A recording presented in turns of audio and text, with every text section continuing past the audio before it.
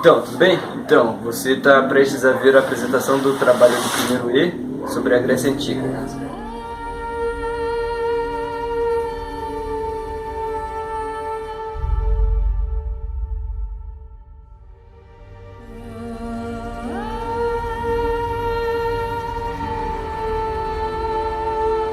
A Grécia Antiga.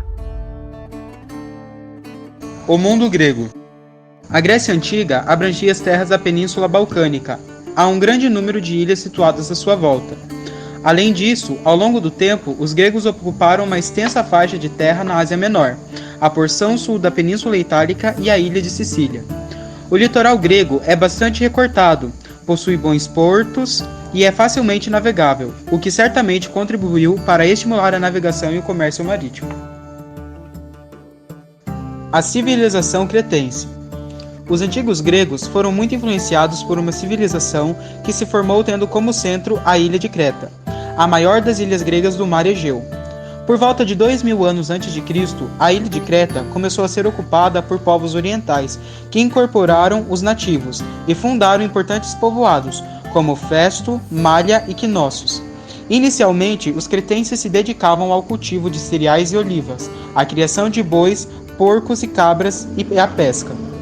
Posteriormente, voltaram-se para a navegação e o comércio marítimo, e apoiados em uma poderosa esquadra naval, chegaram a dominar o comércio pelo mar Mediterrâneo.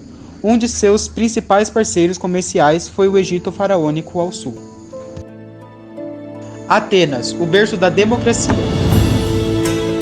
Atenas é a cidade grega sobre a qual temos mais conhecimento graças à variedade e quantidade de fontes escritas, imagéticas e arqueológicas de que dispomos. Foi erguida pelos jônios por volta do século a.C., no alto de uma colina, a poucos quilômetros do mar Egeu. Com o passar do tempo, no entanto, o rei foi perdendo poder e a aristocracia, os eupátridas, palavra de origem grega que quer dizer bem-nascidos, assumiu o comando da cidade. Com isso, Atenas deixou de ser uma monarquia e passou a ser uma oligarquia, isto é, governo de uma minoria. Na Atenas daquele tempo, só a minoria tinha acesso ao poder e podia ocupar cargos públicos. Insatisfeitos com essa situação, os artesãos, comerciantes e soldados exigiam participação política na vida da sociedade. Os pequenos proprietários, por sua vez, exigiam a redistribuição das terras e o fim da escravização por dívidas. A insatisfação social gerou lutas violentas em Atenas. O legislador e jurista Solon, que veio entre os séculos 7 e 6 a.C., visando contornar a crise, promoveu em 594 a.C. uma reforma que cancelou as dívidas contraídas pelos camponeses, extinguiu a escravização por dívidas entre os cidadãos atenienses e dividiu os cidadãos em 4 categorias, de acordo com o grau de riqueza agrícola, e estabeleceu que só os mais ricos podiam ocupar cargos mais importantes no governo. Ou seja, Solon substituiu o critério de nascimento pelo de riqueza. A democracia. A Assembleia do Povo, Eclésia, que votava as leis, escolhia os magistrados, decidia em quem gastar o dinheiro público. Dela faziam parte todos os cidadãos de Atenas, isto é, todos os homens livres com mais de 18 anos e filhos de pais atenienses. A democracia grega era direta e aberta à participação de todos os cidadãos. O cidadão comparecia à ágora, praça pública, para discutir e votar, erguia o braço para dizer sim e mantinha-o junto ao corpo para dizer não. Em Atenas, no entanto, somente os homens livres, filhos de pais e mães atenienses, eram considerados cidadãos. A democracia grega, ela era bem restrita, né? Poucas pessoas podiam participar. Eram basicamente aqueles que você disse aí, homens e de posse. Então era tão poucas pessoas que cabia numa praça. Era um grupo muito restrito de pessoas. Só que era uma democracia direta. As pessoas, todos que iam lá, tinham o direito de participar com igualdade de condições. Então, mesmo que fossem poucas, todos ali estavam na mesma condição, participando diretamente. A nossa democracia hoje em dia ela é mais ampla. Muitas pessoas podem participar, independentemente da renda e da sua raça, da sua classe e tudo mais. Só que ela é mais indireta, a gente não consegue participar tão diretamente. Muitas decisões importantes do país são tomadas por por pessoas sem a nosso aval, né? Sem a nossa aprovação. Isso. Então, o que a gente deveria aprimorar hoje, né, copiando dos gregos antigos, é essa democracia direta, em que os que podem participar possam participar diretamente, se autorrepresentando. Na verdade, a democracia foi um desafio da humanidade, porque desde os primórdios sempre tivemos um regime totalitário, ok? Onde um manda, outros obedecem. Realmente foi um grande desafio e foi muito confundido. Nos dias de hoje, no mundo contemporâneo, ela foi banalizada. No lugar de democracia, está se usando a libertinagem, está se aproveitando dessa liberdade, dessa participação para fins individuais.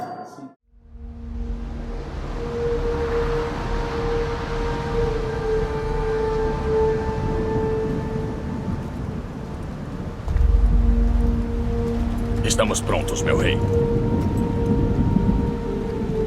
Diga-me, Direx. Você alguma vez levou seu filho para pescar? Não, nunca. A vida de soldado é tudo o que tive a honra de conhecer. Teria gostado de levar meu filho para pescar. Mas agora...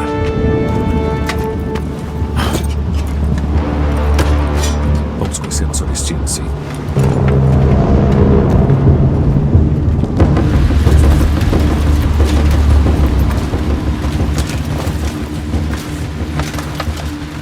Espartanos! Cada respiro que vocês deram até hoje os trouxe a este momento. Cada gota de sangue e suor, cada lágrima, tudo isso os preparou para o que virá agora.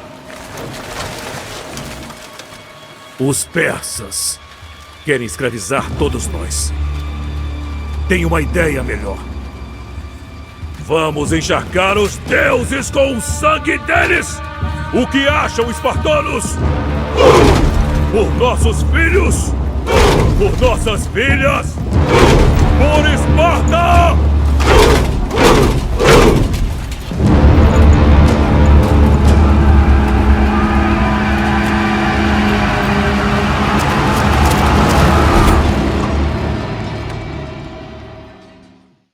Esparta era uma cidade diferente de Atenas em vários aspectos.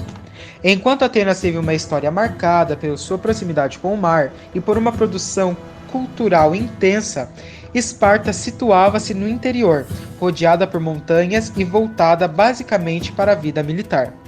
Esparta foi fundada pelos dórios no século IX a.C., na planície da Lacônia, e desde cedo mais parecia um acampamento em armas. Assim, quando a escassez de terras férteis afetou as cidades gregas entre o século 8 e 7 a.C., os espartanos usaram a força para conquistar a vizinha Messênia e transformaram a maioria dos habitantes em escravos. Uma educação voltada para a guerra.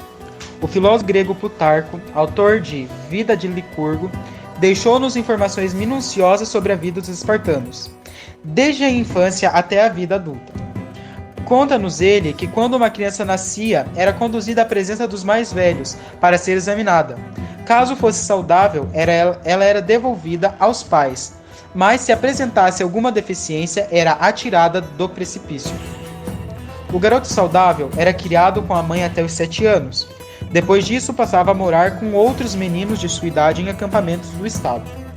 Neles, a partir dos 12 anos, era submetido a uma série de constrangimentos. Recebia pouca comida, uma túnica única para se cobrir e dormia sobre caniços. Além disso, era estimulado a agir com coragem e esperteza, até mesmo a roubar para conseguir alimento. Mas se fosse pego roubando, era castigado severamente em público. A transição da infância para a adolescência se dava aos 16 anos, idade em que o jovem passava por uma série de rituais e provas, sendo a cripteia a mais terrível delas. Deuses e heróis. Os antigos gregos davam grande importância à religião, E como muitos povos antigos eram politeístas, isto é, acreditavam em vários deuses. Segundo relatos antigos, os deuses gregos habitavam o Olimpo e eram imortais, porém possuíam reações tipicamente humanas. Sentiam amor, ódio, ciúme e inveja. Casavam-se e tinham filhos. Eles acreditavam que os deuses tanto podiam ajudar quanto prejudicar suas vidas. Zeus era o mais poderoso dos deuses gregos. No Olimpo, ele era soberano. Entre os seres humanos presidia a justiça. Quando estava furioso, lançava raios e trovões. Hera, sua esposa, era protetora dos casamentos das uniões legítimas e dividia com seu esposo a soberania sobre os deuses. Do relacionamento entre Zeus e Hera nasceu Ares, o deus da guerra. Havia ainda outros 9 deuses, totalizando 12 deuses conhecidos. São eles Ártemis, deusa da caça, Afrodite, deusa do amor e da beleza, Poseidon, deus dos mares, Atena, deusa da sabedoria, Deméter, deusa da fertilidade e das colheitas, Apolo, deus da música, Hefesto, deus do fogo e da metalurgia, Hermes, deus mensageiros, e Hestia, deusa dos lares. A filosofia. Durante muito tempo, os antigos gregos recorreram à mitologia para explicar o universo, os seres humanos e os acontecimentos.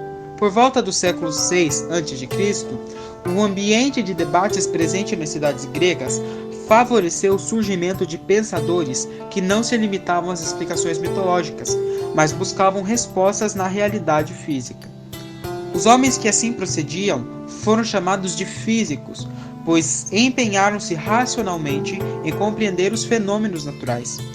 Esses pensadores responderam a perguntas sobre a origem do universo de maneira variada. Nascia assim a filosofia, palavra grega que quer dizer amor à sabedoria.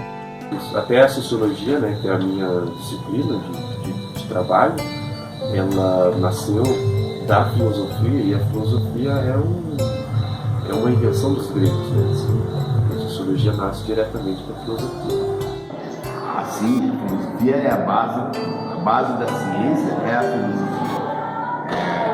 Os gregos nos deram essa oportunidade, né, de começar amor, filosofia, sabedoria, e incentivaram a isso. E a partir disso surgem todas as outras matérias, né? A própria matemática, que é a lógica aristotélica, e nos permitiu que a ciência se desenvolvesse, ou seja, a liberdade de pensamento sem ser cortado, sem colocar empecilhos, como na Idade Média foi colocado que tudo era pecado, pensar era pecado e tal, e a filosofia nos dá essa abertura.